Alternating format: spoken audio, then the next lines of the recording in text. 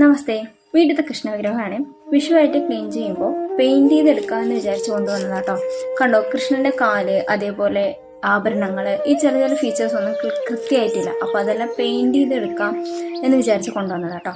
ക്ലീനിങ്ങും പെയിന്റിങ്ങും ഒക്കെ നടക്കട്ടെ. നമുക്ക് വിഷുവിനെ പറ്റി പറഞ്ഞാലോ. വിഷു എന്നാൽ എന്താ? സമൃദ്ധി, ഐശ്വര്യം എല്ലാം ഒന്നാണ്. അങ്ങനെ കുറേ കാര്യങ്ങളല്ലേ. പിന്നെ വിഷു ദിവസം 12 മണിക്കൂർ രാവും, 12 മണിക്കൂർ രാത്രിയും. പിന്നെ കൈനീട്ടം, ഉള്ളതോ ഇല്ലാത്തവർക്ക് കൊടുക്കുക, പടക്കം, കണി, വിഷുക്കോടി, അങ്ങനെ കുറേ കാര്യങ്ങളുണ്ടല്ലേ. നമുക്ക് ഇതെല്ലാം എങ്ങനെ മനസ്സിലാക്കി തരുന്നു നമുക്ക് നോക്കിയാലോ. ഇതെല്ലാം നമ്മുടെ ശരീരത്തിലെ പഞ്ചഭൂതങ്ങളെ ഉണർത്താൻ വേണ്ടി എന്നാണ് പറയുന്നത്. അത് ഏത് രീതിയിലാണ് നമ്മുടെ പഞ്ചഭൂതങ്ങളെ ഉണർത്തുന്നത് എന്നും കൂടി നോക്കാട്ടോ. വിഷു ദിവസം രാവിലെ ബ്രഹ്മമുഹൂർത്തത്തില് കണ്ണുകൾ അടച്ച് ഉറക്കത്തിന് ഉണർവിന്റെ ഇടയിൽ കണ്ണു തുറന്ന് കണികൾ കാണുന്നു അല്ലെ. കൃഷ്ണനെ കാണുന്നുണ്ട്, ആഹാര പദാർത്ഥങ്ങൾ കാണുന്നു, വെള്ളം, വിളക്ക്, അഗ്നി, ആഭരണങ്ങള്, ഗ്രന്ഥങ്ങള്, അങ്ങനെ മനുഷ്യന് സന്തോഷം കിട്ടുന്ന എല്ലാം നമ്മൾ കണിക്ക് ഉപയോഗിക്കുന്നുണ്ട് അല്ലെ. ഇതെങ്ങനെ നമ്മുടെ ഉള്ളിലോട്ട് കണക്ഷൻ എന്ന് നോക്കിയാലോ. ബ്രഹ്മമുഹൂർത്തത്തിൽ എണീക്കുന്നതിന്റെ പ്രത്യേകതകൾ ഞാൻ പറയാതെ നിങ്ങൾക്കറിയാലോ. ഈ സമയത്ത് എണീറ്റ് ഉറക്കത്തിൽ നിന്ന് നമ്മൾ ഉണരുമ്പോൾ ഫസ്റ്റ് സ്റ്റേജാണ് ആൽഫ സ്റ്റേജ് എന്ന് പറയുന്നത്. ഈ സ്റ്റേജാണ് ഉറക്കത്തിലും ഉണർവിന്റെയും ഇടയിലുള്ളത്. ഈ ടൈമിൽ നമ്മുടെ മനസ്സ് ഉണരും. അപ്പോൾ ഈ ടൈമിൽ നമുക്ക് മടി പിടിച്ചു കഴിഞ്ഞാൽ നമ്മൾ വീണ്ടും ഉറങ്ങിപ്പോവും. ആ ഒരു ടൈം മനസ്സിലായോ? അങ്ങനെ ഈ ആൽഫ സ്റ്റേജിൽ ഒരു പ്രത്യേകതയുണ്ട്. ഉറക്കത്തിന് ശേഷം ആദ്യത്തെ 45 മിനിറ്റ് ആണ് ഈ ഒരു ടൈം. ഈ ടൈമിൽ നമ്മൾ എന്ത് കാണുന്നുവോ, എന്ത് ചിന്തിക്കുന്നുവോ അത് നടക്കും. ഇത് പലർക്കും അറിയില്ല.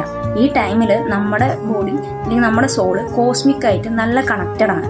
എല്ലാം ഒന്നാണ് എന്ന് പറയുന്നത് ഇങ്ങനെയാണ്.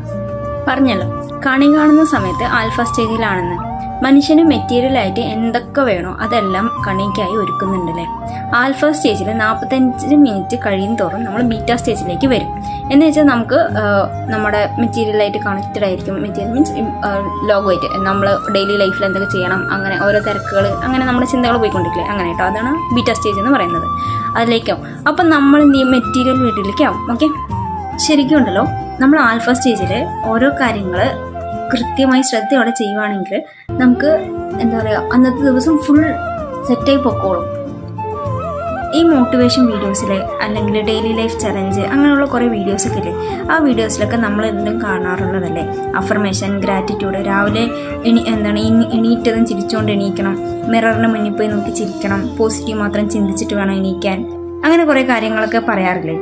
കണ്ണുകൾ അടച്ച് കുറച്ച് നേരം മിണ്ടാതിരിക്കുക, അങ്ങനെയൊക്കെ. ഇതൊക്കെ തന്നെയല്ലേ ശരിക്കും വിഷുവിന് അന്ന് നടക്കുന്നതൊക്കെ. ഒന്ന് ആലോചിച്ച് നോക്കിയേ. വിഷ്വലൈസേഷൻ പോലെയല്ലേ, എന്നുവെച്ചാൽ ഡയറക്റ്റ് കാണുന്ന പോലെ കേട്ടോ. പിന്നെ അതേപോലെ പ്രാർത്ഥിക്കുന്നു, ഗ്രാറ്റിറ്റ്യൂഡ്, അഫർമേഷൻ, നമ്മൾ ഓരോ